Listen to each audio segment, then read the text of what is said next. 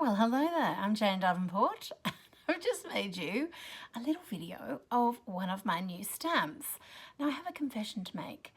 I am not a stamper. I would classify myself as a mixed media art journaler, and I just don't have the precision stamping muscles. But that doesn't matter because the way that I use my stamps is as a starting point. I use my stencils in the same way. So I use them as a rallying cry for my creativity, and then off I go and create something however I feel, in whatever direction my paintbrush, my pencils, my pens take me. I hope you enjoy the video.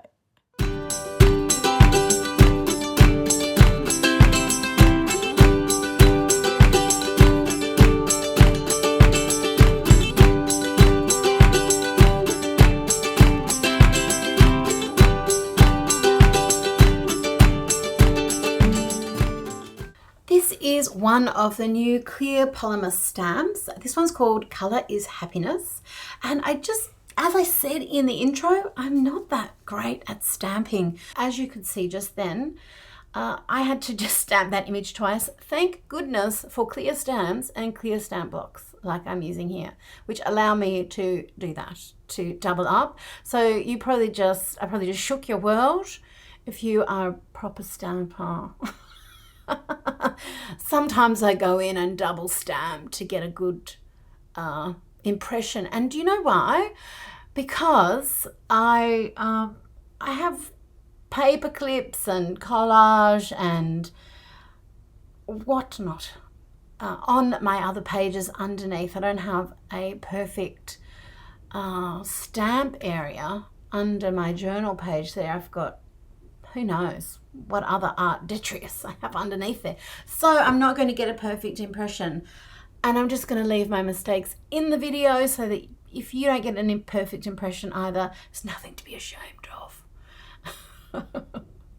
I just even left how long it took me to work out where to position the stamp on my stamp block, just to show you being perfect all the way along is of no interest to me personally when I'm doing this kind of artwork, because I'm in a journal. This is my playtime, and I want to create lots and lots and lots of flowers all around this guy. Now, I don't particularly like drawing flowers. Obviously I have, because that's where the stamp has come from, but I prefer to draw the actual people. That's why I love having flower stamps in my collection, because I can just add my flowers that way and it's a lot quicker, and I can get really creative with it because I don't have to worry about it actually drawing it. It's all that detail that's already there. Now I'm combining several different colors from my Squid inks. That's what I'm using, which is a waterproof, alcohol marker proof ink. I'm using Sunburn, Scallop Shell. I'll introduce a little bit of the Blue Marlin, a little bit of Mermaid's Eyes, and Sea Anemone, just to build up a little variety of colours. Now, before I started doing this, I didn't really know where I was going to go with it, as with most of my artwork, and I just got into adding the little flowers. I just thought it looked beautiful. I love repetition of shape, and that is one of my favorite things about stamps, is that it makes that pattern making so much fun and so easy. Now I'm taking the text part of this particular stamp set and I'm layering up several colors just across the stamp, just tapping them directly on there. So that's Sea Anemone, a little bit of Sunburn, oh no, so that was Scallop, and a little bit of the Mermaid's Eyes and Blue Marlin, just to get a little tinkling of color across that stamp. Now, before we go any further, I didn't do a little test stamp beforehand, and so I think there was a little bit of silicone still on the actual stamp, so it didn't come out perfectly. Surprise, surprise, that happens just about every time. But when I looked at it I actually loved the bubbly look of the way that the ink looked, so I can live with that. And I just love how quickly Squid ink dries. I can just get working on to the next part of whatever it is that I want to create. So I have decided to pull out some of my palette pastels from my Making Faces collection. So everything in Making Faces is inspired by makeup. So these look like eyeshadows. And I'm using one of my baton blenders, which looks like an eyeshadow applicator. It has a different type of foam.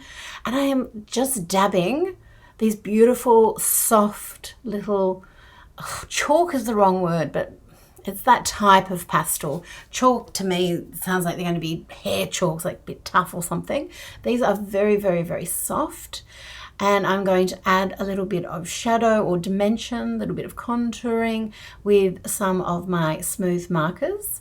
I'm using a really, really light blue as a shadow here. And then I can build up other colors over the top. But I just want something soft, and I want something that I can tie back into using the blue flowers, which I sort of felt they stood out too much, the little blue flowers. Now I'm adding one of my favorite things in my new collection, the Storytime paint pen. This is in the fine tip, and the color is called Snow White. Obviously it's a very opaque white. This is the type of pen you need to shake up. I store mine horizontally in a cute box just on my desk because I use them all the time. With your paint pens, pens in general are best stored horizontally if you're going to be storing them for a while. If you're using them all the time, every single day, storing them standing up in a cup or vertically is totally fine. It's just that if you're not using that thing every day, you know, maybe they go a couple of weeks without being used, that particular item, I think it's best to have them horizontal. I'm also using some of my finishing line pens. So this is from the Expressive set, and this is the Microfine Tip number 1. It is the finest little waterproof pen. Oh, I love her so much. And even though I'm drawing on top of the pastels, and this paper that I'm using is very, very smooth, it's just remarkable that a pastel will stick to them. But that is the power of the palette pastels, because they are so finely milled.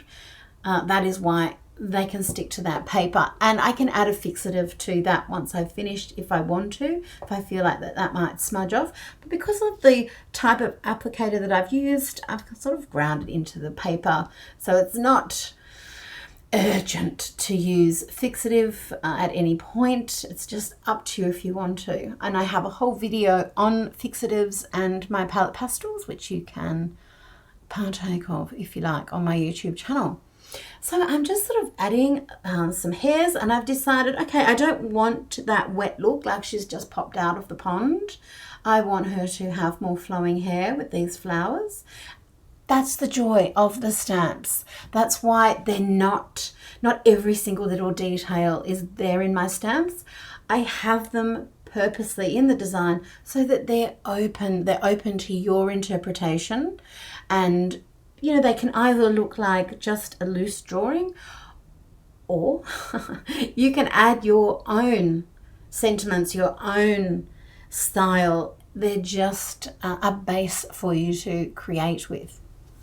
So I'm using a combination of retraining the black lines, the hair lines here. Now I'm using brush 3, which is a flexible brush tip. Just with some bolder lines that I love the variety of a fine tip and a bolder tip, using the chisels, the brushes, and the straight, just normal needle drawing tips, because they all have a different feeling to them. They all add intricacy and instant extra dimension, extra visual texture to your artwork.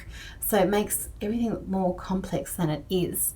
So I'm using a combination of changing those key lines, those black lines there, to add the, or change the way the hair was from the original stamp. And also you saw me using the white marker to hide some of the areas, and also with those little dots by creating the illusion of light. And it just, I find by adding the little dots, it just, I don't know, it gives an extra little touch of whimsicality. I wish you could see me talking to you on the microphone, and I'm fluttering my hands around like I'm trying to fly like a little fairy. Very often I add green for the eyes on my drawings because I find that it really stands out because it's a lighter color, and then I can add blues, I can add yellow or browns to make them look more amber. I'm also using one of my Ultimate pens, which is another waterproof pen that has gold mica in it, just to give her a little bit of glam. And because this is the journal, I like both sides of the page to speak to each other. And I've got some fairly heavy black lines on the right hand side, and I feel like I need to just marry that up. So I'm using a combination of pens, just like I did with the hair. I'll use some light pens, I'll use some dark pens. I'm going to smudge in some color stick, a little bit of water because it's water soluble as well. Those beautiful color sticks. And I'll probably keep going on, especially on the left hand side of the page. But oh, I love stamping and just adding a little bit of the palette pastel. I love using all the different colors of Squid ink. It's just fun.